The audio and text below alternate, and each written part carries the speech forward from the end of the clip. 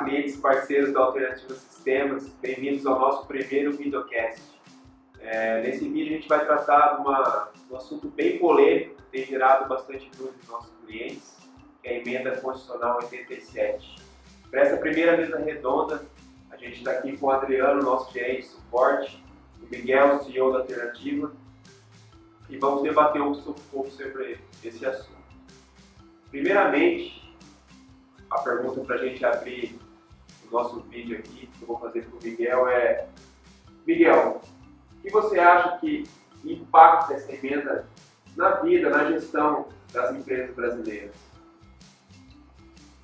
Olá, essa emenda constitucional, ela tem por finalidade equalizar as operações interestaduais que hoje existe, onde o ICMS ele fica todo para o estado de origem, diferentemente do que acontece com a operação entre contribuintes, e o imposto ele é dividido. Pois bem, essa emenda constitucional ela vai trazer bastante mudanças no que se refere à gestão da empresa. Hoje, emite-se a nota, faz todo o processo de despacho e o cliente recebe a mercadoria. A partir da entrada dessa emenda, o emitente terá que se preocupar em emitir uma ou duas GNREs, dependendo do produto e do estado, porque é previsto uma GNRE para o cálculo do ICMS e uma GNRE para o Fundo de Erradicação e Combate à Pobreza. Então, com isso tudo, as empresas vão ganhar uma carga aí de trabalho extra que deve ser planejado para que não tenha impacto no cliente final, porque o cliente compra a mercadoria, paga e ele tem ansiedade de receber a mercadoria no quanto mais curto tempo possível, né? Então, imaginemos que as guias devem ser geradas, pagas e tirar uma fotocópia, né, de cada uma e colocar juntamente com a nota fiscal e junto com a embalagem que vai para o cliente. Então, tudo isso vai impactar numa grande mudança no processo de expedição dos produtos. Então, rapidamente aqui, na sua opinião, você acha que vai ficar muito mais burocrático para as empresas trabalharem com essa nova regra? Com certeza, com certeza. Tanto o comprador como o vendedor, né, esse processo deveria acontecer, sim, mas de forma transparente entre os entes federados. Não deveria ter uma emissão de guia de pagamento dividido aí da forma como foi colocado, mas enfim, a lei está aí e um do um ela começa para valer. E com isso, muitas definições, indefinições, melhor dizendo, do próprio fisco, faz com que as empresas, como a nossa, que desenvolve sistemas, tenha uma dificuldade muito grande em liberar a versão que vai controlar tudo isso. Rapidamente, então, para a gente conversar um pouquinho com o Adriano, então o Miguel falou da burocracia que isso vai gerar, e gerou uma dúvida comigo, acredito que com vocês também aí. Adriano, o que o sistema vai, por exemplo, pode facilitar para o nosso cliente, para o usuário final, para que ele fique lá realmente ali no dia a dia? Qual ferramenta a gente vai disponibilizar alguma facilidade para que o cliente possa diminuir um pouco essa burocracia no sistema? Sim, exatamente. Para alguns estados da federação, a lista exatamente está faltando São Paulo, Espírito Santo, Rio de Janeiro, ainda não permitem uma forma da geração eletrônica da GNRE. Mas para os demais estados permite. E é o que o sistema vai facilitar. Nós tiraremos um XML que será importado no portal de geração de GNRE da Secretaria da Fazenda do Estado de Pernambuco e o mesmo emitirá as guias. Então o sistema vai facilitar a geração dessa guia, né? É uma opção própria para essa geração e facilitará bastante para o cliente, que caso contrário, por exemplo, hoje no estado de São Paulo, ele vai ter que lançar uma na mão, tendo que pegar o valor de um relatório e sendo lançado. Só para a gente, então, começar toda a informação. Então, São Paulo, Espírito Santo e Rio de Janeiro não tem um convênio ou um protocolo com o Pernambuco, é isso? Por isso, então, que não pode gerar essa guia. Não pode gerar essa guia usando a certo de Pernambuco. Exatamente. Então, o motivo a gente não sabe, né? Por que eles não aceitaram essa tecnologia, né? Que foi criada, inclusive, por consequência do protocolo 21 do ICMS, aquele que foi dado como inconstitucional algum tempo atrás. Que é o protocolo pai dessa modificação atual. Exatamente. O protocolo, a emenda constitucional 87, ela é oriunda da PEC 197, de 2012, que foi criado porque o protocolo do ICMS foi dado como inconstitucional. Bom, excelente então, Miguel e Adriano. Agora que a gente já está sabendo o que é, um pouco de como vai funcionar, eu tenho algumas perguntas para vocês que os nossos clientes estão fazendo. Pergunta mais frequente, que o pessoal tem mais dúvidas. Vou começar com uma pergunta aqui para o Miguel. Eles perguntam muito para mim se eles vão ter que destacar algum ICMS, alguma coisa diferente na atual versão que a gente chama de DANF, ali, se alguma coisa a mais vai ter que ser destacada nessa impressão da DANF. Bom, a nota fiscal em si, o layout dela, não foi alterado. O que foi alterado são informações técnicas do XML que ficam por trás, transparente para o usuário. Mas, com referência à sua pergunta, muito interessante, essa preocupação do nosso cliente, é que empresas do Simples Nacional todo mundo sabe que não tramita ICMS em nota fiscal. As empresas de lucro real e presumido, normal. Porém, no que se refere à emenda constitucional 87, não existe campo para se colocar esses valores. Esses valores serão colocados em informações adicionais. Então o sistema vai gerar um resumozinho e vai jogar para que o usuário, para que o fiscal possa também conferir as guias com os valores que estão ali descritos. Entendi. Então não terá nenhum campo novo na DANF, vamos chamar assim. Apenas o sistema vai colocar informações adicionais, uma facilidade para o fiscal conseguir ver. Seria isso, basicamente, né? Sim, basicamente é isso. É isso, não tem outro Inclusive, isso está normatizado na nota técnica, na versão da 03 03 de 2015. E uma das versões citam essa necessidade de Precisa ser colocar destacado em informações complementares. E não será incluído este campo na DANF. Existe o campo no XML, mas na DANF vai informações adicionais. É isso? Exatamente. Falando então com as perguntas, partir para a galera mais tem me questionado, assim, por exemplo, na questão de se eles vão pagar mais imposto. Vou pagar mais imposto ou não vou?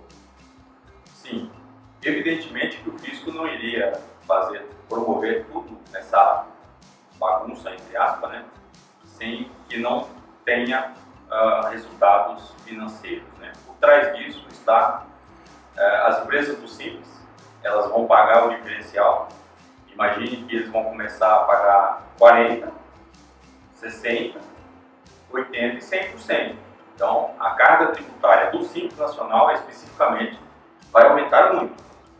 Com relação ao lucro presumido e ao lucro real, que trata o imposto, né, como crédito e débito, em determinadas operações vai pagar até menos imposto. Nós podemos citar uma operação feita num estado e a interestadual é 7% e a alíquota interna do estado é 17%, ele vai ter um ganho de 1% aproximadamente.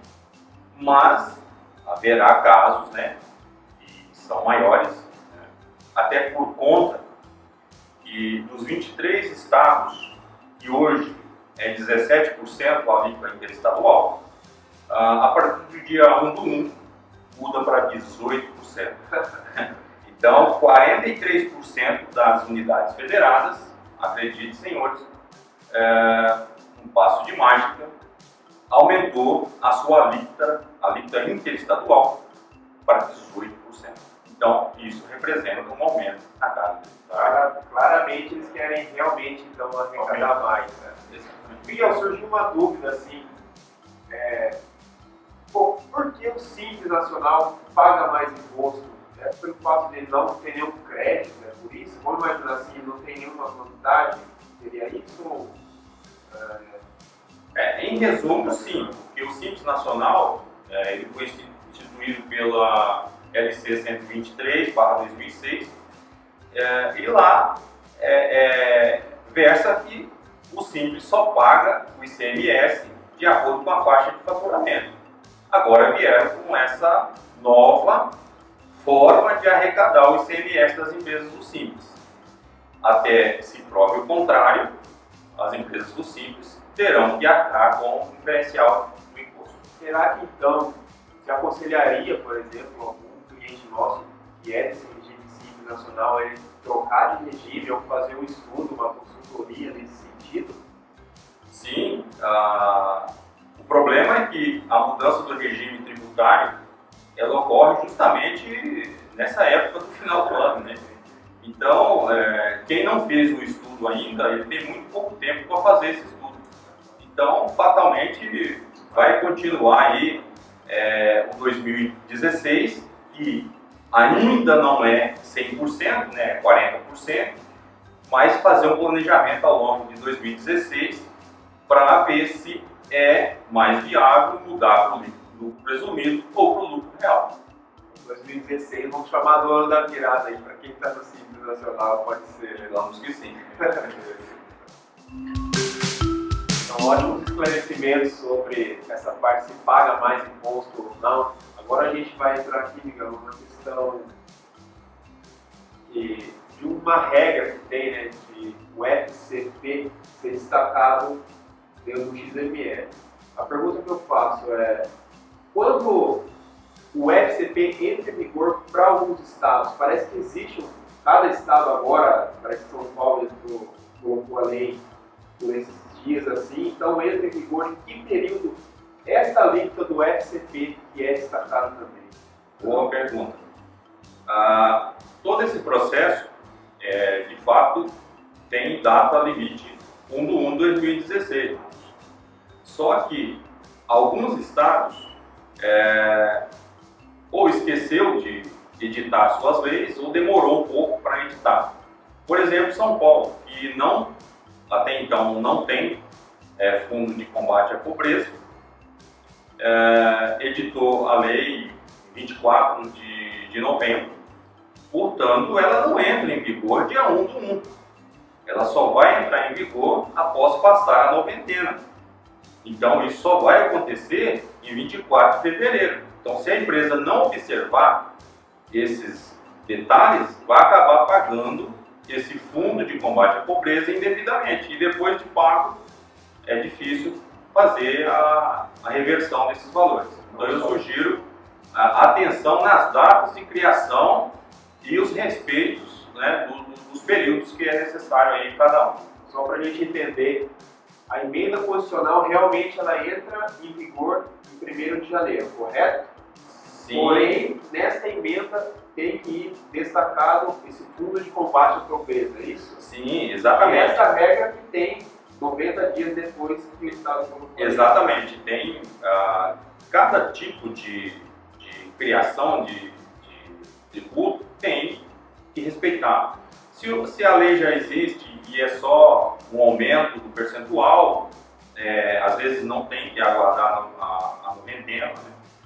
Mas no caso específico aí, São Paulo criou em 24 de novembro, então tem que obedecer os 90 dias. Com relação à FEC, o Fundo de Combate à Pobreza,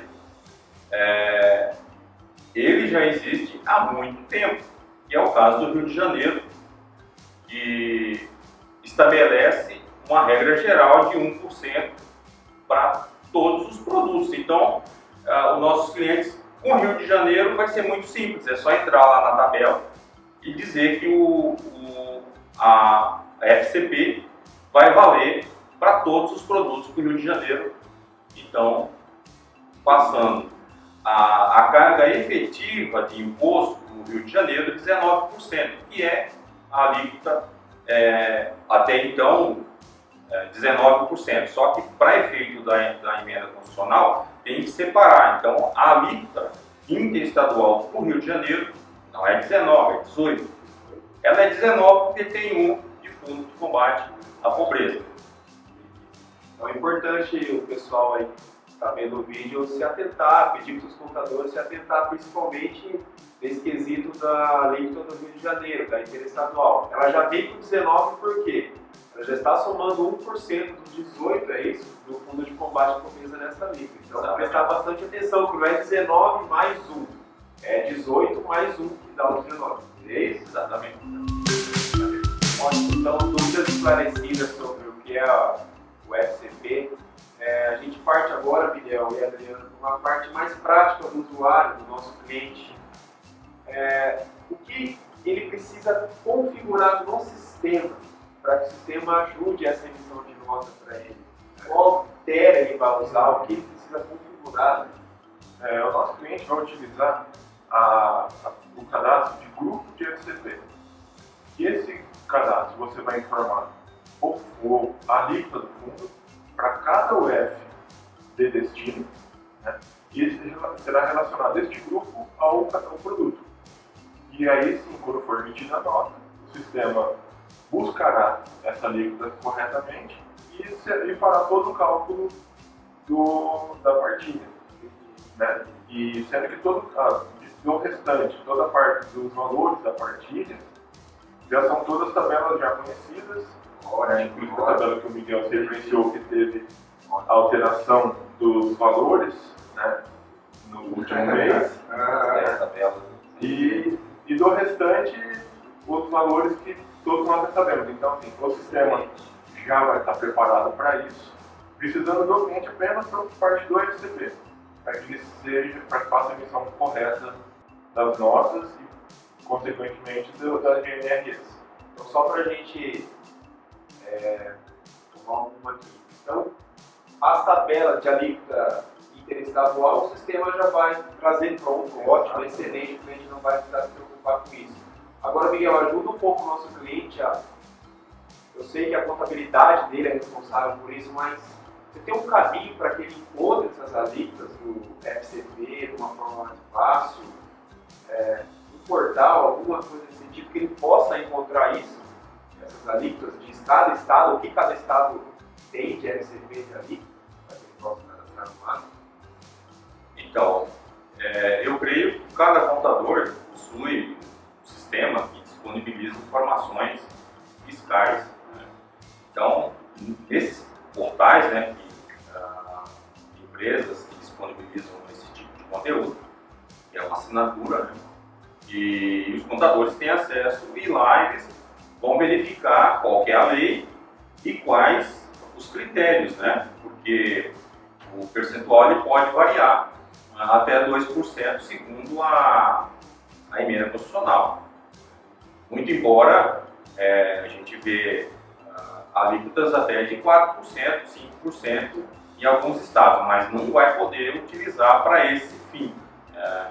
para a relação de consumo, a emenda constitucional prevê apenas o limite de 2%. E é importante, Marcos, que nossos clientes não ficar esperando a versão nova do sistema, mesmo porque a gente não disponibilizou ainda, porque o fisco a todo momento edita uma nota. Imagine que a gente perdeu um grande tempo fazendo cálculo por dentro, cálculo por fora, e é um grande absurdo, né? Ainda bem que o convênio 52 veio disciplinar isso, e não se fala em cálculo por dentro e cálculo por fora. É o valor da nota e pronto. Que não deixe para a última hora, que pegue os seus produtos, passe para os seus contadores, os NCMs, as descrições, porque às vezes está a descrição e não o NCM, e que anotem isso para que quando o sistema estiver disponível, eles possam fazer essa configuração, porque senão vai chegar dia 1º, dia 2, dia 3, dia 4 e assim por diante, e não vai conseguir emitir nota fiscal. Entendi. Então, esse recado aí. E com aviso para a galera aí, exporta o seu cadastro de produto, vai lá no botãozinho direito, no solzinho apagado lá que todo mundo já conhece, exporta e envia para o contador para que ele possa correr atrás para você então de cada link aí do FCT. Valeu? Agora eu acho importante vocês saberem a complexidade que foi isso para a nossa empresa, quais as dificuldades que a gente teve, quais as principais dificuldades que a gente teve no projeto, no desenvolvimento deste projeto. Então nada melhor do que falar sobre o projeto do que o Adriano que está aqui com a gente. Ele vai falar para a gente agora quais foram as principais, Adriano, quais foram as principais dificuldades que você teve, a burocracia realmente aí do projeto. A principal dificuldade que a gente encontra num projeto desse é a indefinição que temos sobre o próprio conteúdo dele. Por exemplo, na nota técnica que definiu essa emenda constitucional, a gente vê aqui que ela chegou está hoje na versão 1.5. Não sabemos se vai parar nela também, né? Embora seja um projeto que será iniciado em 1 de 2016, é possível que ainda haja alguma alteração. Ou seja, por exemplo, se tivéssemos já disponibilizado para o nosso cliente na versão 1.3, não atenderia, porque tivemos validações adicionadas, modificações da fórmula, remoção de campos. Então, assim, é um projeto que, se tivesse sido melhor definido desde o início, pela Fazenda, pelo CONFAS, por todos os órgãos que definem mesmo, nós, com certeza, já estaria pronto para todos os clientes podendo já cadastrar, já deixar o sistema preparado e não ficarem assustados, que é o que eles estão. Porque muitos contadores não sabem exatamente o que deve ser feito por termos todas essas indefinições. E a gente também aqui do lado do desenvolvimento passamos também por isso, de muitas vezes ficarmos em dúvida, principalmente por ser uma escrita às vezes nem tão clara, temos a documentação que você depende de interpretação do que está escrito para definir uma forma de desenvolvimento. Né? Então, além de programador, vamos colocar assim, a gente tem que ter o dom da hermenêutica, é isso mesmo? Exatamente. Essa norma técnica. Exatamente. A gente tem que ler e reler. A gente aqui, né, Miguel, já sentou para conversar sobre essa nota, mais do que conversamos sobre vários outros assuntos, são muito mais complexos, né? Mas nessa vez, nessa norma, está sendo muito modificado e pouco definido. Fica claro a indefinição do fisco quanto a isso, né? Já são 3 versões, seria 5 versões. 5 versões de uma norma, quantos meses? Tá? Exatamente. Poucos meses aí. E tivemos a última modificação emitida sexta-feira passada. Dia 17. Dia 17, ou seja, faltando pouco menos de 2 semanas para acabar o ano. No Natal eles estão na técnica nova. Então, nosso cliente também por isso que nós não podemos disponibilizar a versão, porque só vai dar trabalho, porque a gente vai ter que atualizar e atualizar de novo, e atualizar de novo, e atualizar de novo. Então, como a gente tem esse período aí para finalizar lá no começo do ano, talvez, alguns clientes vai acabar atualizando realmente em 2016. Não, e até evitar um retrabalho com os clientes. Exatamente. Porque talvez ele configure alguma coisa, perca um tempo ali grande, né? Com clientes que tem uma base de 15, 20 mil produtos, fazer toda aquela modificação, depois tem que tirar. Não, então, eu costumo dizer que o fisco, às vezes, ele nos surpreende. Eu diria que eles foram além agora. Porque a criação do SEST, para nós que estamos envolvidos no processo de tecnologia e a administração há mais de 30 anos, fica assim, digamos, com vontade de esquecer tudo que aprendeu, porque nós já temos a CFOP que define se o produto está sendo comercializado de forma de regime tributário. Nós já temos o NCM, nós já temos a CST, que define. Aí o fisco, não contente, criou o SEST. Espera aí, Miguel, agora você acho que fez uma sopa de letrinhas ali. Na minha cabeça, pelo menos. O que seria esse SEST? Então, o SEST ele foi introduzido com o Convênio 92, 2015, que prevê uma nova classificação do produto quanto a ST. Isso, com certeza, vai dar uma dor de cabeça muito grande para os nossos clientes, que vai ter que fazer a parametrização disso, e é produto por produto. Mas, não é mentira, mas foi adiado para o dia 1º de abril de 2016. Então imagina que se nós tivéssemos lançado uma versão com esse campo, o nosso cliente lá perdendo tempo, colocando uma informação que era para ser válida em 1 do 1, mas não é mais. Dia 1º de abril vai entrar, então, a utilização dos SEST. Tomara que o fisco recue, né? Porque esse SEST não vai adiantar em nada, porque já tem todos os aparatos necessários para identificar que o produto é regime de substituição tributária. Mas ainda mais incompreensível é que a emenda constitucional ela fala exclusivamente de vendas para não contribuintes. E até hoje eu nunca ouvi dizer que exista substituição tributária para não contribuinte. Então, não faz sentido algum ter o SEST por conta do convênio 93, do convênio 92 e da emenda constitucional 87, porque esta operação é entre não contribuinte, portanto não tem substituição tributária. Então, são essas coisas que acontecem que faz com que a gente fique aí meio perdido. Né? Então, galera, mais uma sigla aí que o Miguel acabou de falar, que é o SEST. Tomara realmente que isso aí seja uma mentira, que 1º de abril realmente se concretize na vida desse SEST aí, não entre no ar. Mas, 1º de abril, então, vai se preparando, se prepare e torcendo para que seja mentira realmente. Valeu?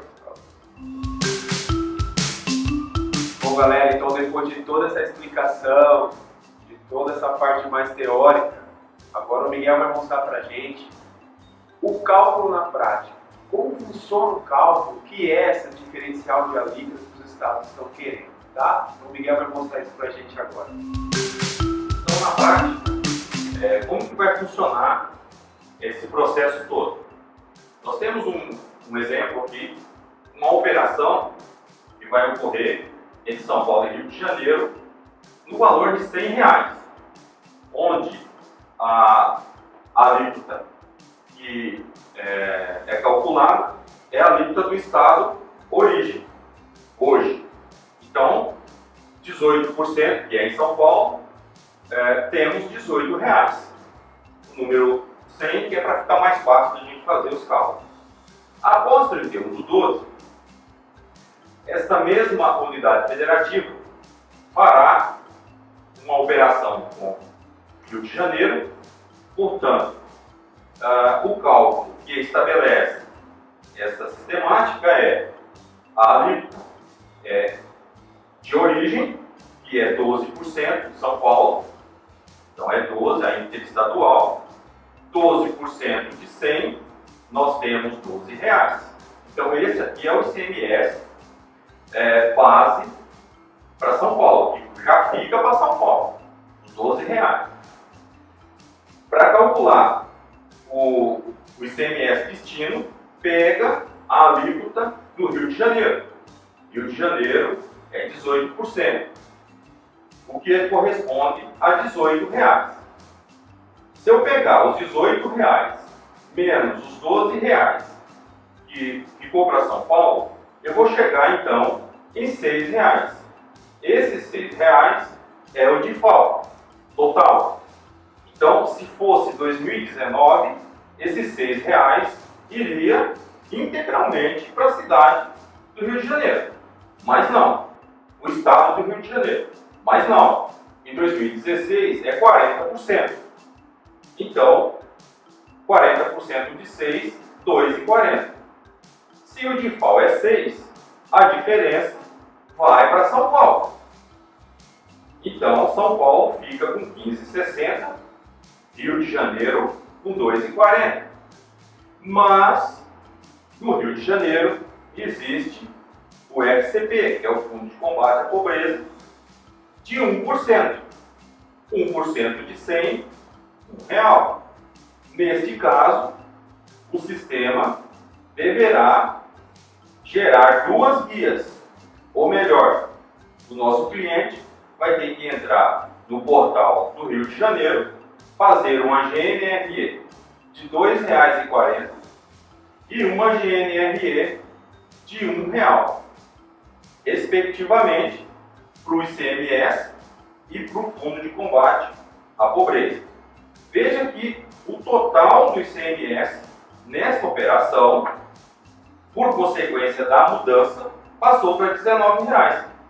Antes, R$18. Então, nesta operação, nós temos aqui um aumento de R$1.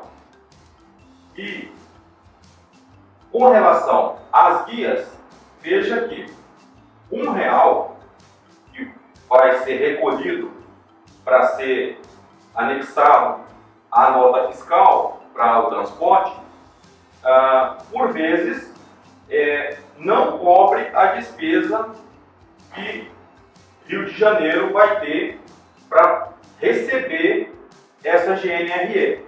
Então, é um jogo de números. Mas tudo bem, uma operação de R$100 interestadual existe. Temos exemplos de várias operações que ocorrem menos de R$100, inclusive. Então, esse valor aqui, apesar de ele ser calculado e pago, muitas vezes ele não vai entrar nos cofres da federação, porque eles vão ter que gastar com as autenticações que tem um custo, sei lá, de R$1,90. E é isso. O cálculo parece simples, e é, né? Simples, e ele é feito de forma automática, de acordo com os parâmetros. E se a gente fosse falar aqui do Simples Nacional, seria a mesma coisa, gente. Por quê? Independe do regime tributário. Então, a partilha é do mesmo jeito. Então, isso aqui vale para qualquer regime tributário. A única diferença é que, quando é Simples Nacional, não tem essa parte aqui. A mesma coisa para os produtos que têm substituição tributária no estado origem. Até então, o sistema não prevê que seja calculado o imposto ICMS para o estado de origem, desde que o produto seja ST. Muito embora, em toda a legislação até o momento, nós não temos essa definição. Isso é por analogia, porque quando o ICMS é por submissão tributária, ele ocorre dentro do próprio estado uma vez só. Então, não se fala em recolhimento de imposto até então. Mas, caso venha definir que, mesmo sendo produtos de submissão tributária, tem a parte do ICMS, o sistema vai contemplar esse valor e ser informado lá no campo de informações complementares da nota fiscal. Excelente. Então, depois de toda essa explicação sobre o cálculo, Miguel, eu fiquei um pouco na dúvida, não sei se essa dúvida dos nossos clientes ali, mas vai ter algum impacto isso na vida mesmo do consumidor final, que somos nós na realidade? Sei lá, eu vou sofrer algum impacto com isso? Você acredita nisso? Olha, Marcos, certamente algum prejuízo haverá.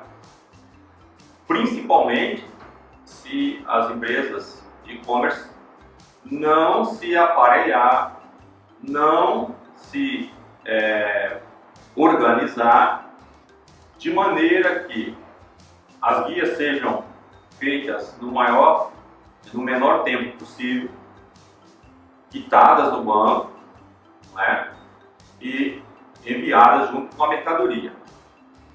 Mesmo assim, até por analogia do convênio ICMS 21, fatídico, nós presenciamos estados que apreenderam a mercadoria com a guia paga. Então, isso pode acontecer por um equívoco, por o fiscal achar que está uma divergência de valor. Então, estejam preparados, isso pode acontecer sim. Mas o que eu mais temo é que as empresas de e-commerce comecem a analisar as nossas estatísticas e concluir que certos estados não é conveniente vender. Imagina que se nós olharmos algumas estatísticas dos nossos clientes, a gente vai ver que aparece umas poucas vendas lá nos estados de cima, né? E simplesmente não traz um retorno financeiro adequado para o nosso cliente. Ele pode simplesmente entrar na plataforma e selecionar que ele não deseja mais vender para aquele estado. Aí o consumidor final que deseja comprar um produto, ele vai ser tolhido de sua vontade, ele não vai conseguir comprar. E aquele estado não possui estrutura de uma loja física para que ele possa fazer a compra do produto dele. Então, vai haver sim prejuízos aos consumidores que somos nós. Eu confesso que fiquei um pouco com medo agora, vamos falar assim, dessa colocação, por quê? Imagine que o cliente, então, sei lá, do Acre, talvez ele não possa comprar um produto do cliente nosso aqui de São Paulo, partindo desse princípio que, para o nosso cliente é inviável vender para o Acre, todo o trabalho que ele vai ter nesse processo para enviar, não sei quantas vendas para o Acre, mas sim, é inviável o processo. Sim, é exatamente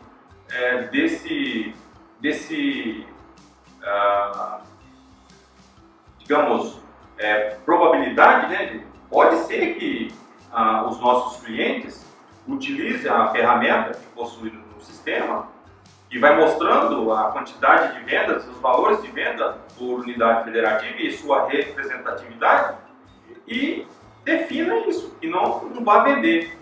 E só para concluir sobre os problemas do consumidor final, essa semana tivemos um exemplo de uma unidade federada que reteu a mercadoria, ou seja, não reteu, Ele colocou a transportadora como fiel depositário, não entregou a mercadoria para o cliente do nosso cliente e comunicou à empresa que vendeu, no caso o nosso cliente, que o destinatário estaria com pendências na receita daquele estado. Veja bem, é um consumidor final.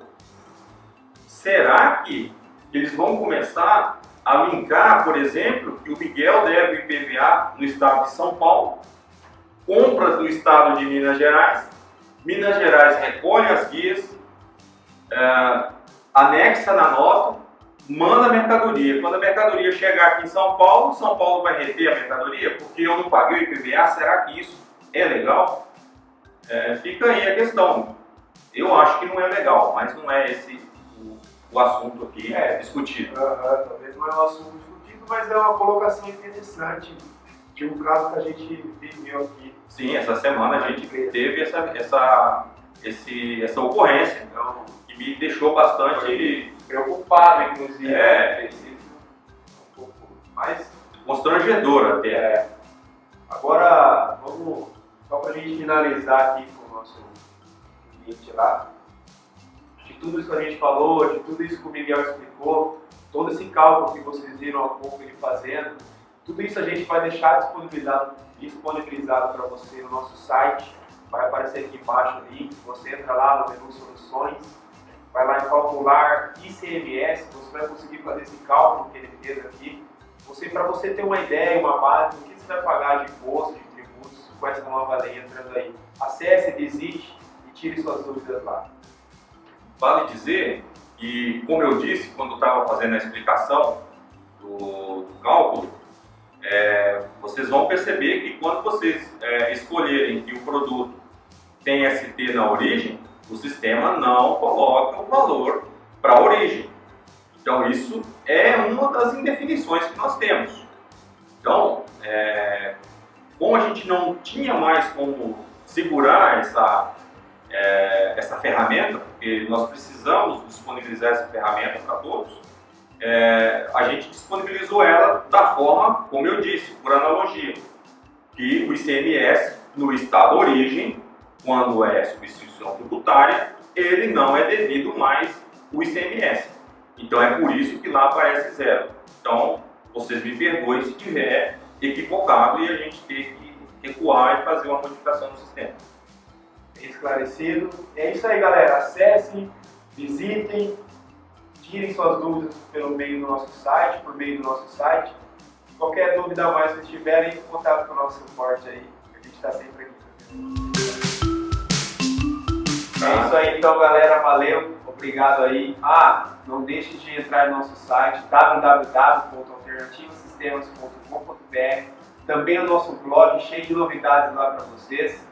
E curte aí a nossa página, curte aí o nosso canal, se inscreva.